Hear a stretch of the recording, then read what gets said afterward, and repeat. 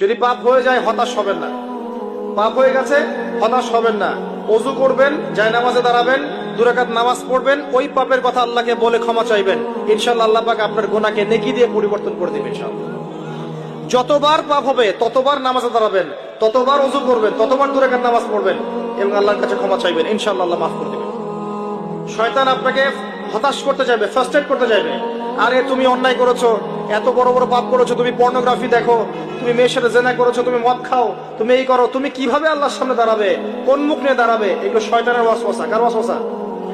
আল্লাহ পাক ক্ষমা করতে করতে ক্লান্ত হবেন না, আপনি ক্ষমা চাইতে চাইতে ক্লান্ত হয়ে যাবেন ইনশাআল্লাহ। আল্লাহ পাক এমন গফুর রহিম। এক ব্যক্তি 99টা খুন করেছে। কয়টা?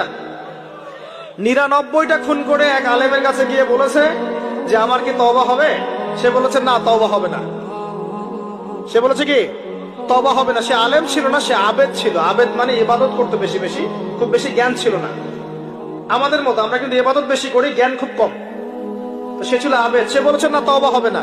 তো ও বেটারেও কোপ দিয়ে 100টা খুন করে ফেলেছে, 100 ফিলাপ।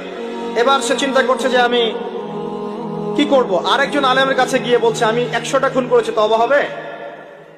এই আলেম সত্যিকারের আলেম ছিলেন, তিনি বলেন হ্যাঁ তওবা হবে, তুমি ইস্তেগফার করো এবং এই এলাকা থেকে চলে যাও, অন্য এলাকায় গিয়ে থাকো, অন্য একটা এলাকায় গিয়ে থাকো, এখানে তোমার স্মৃতি জড়িত আছে, অন্য জায়গায় হিজরত করে গিয়ে থাকো।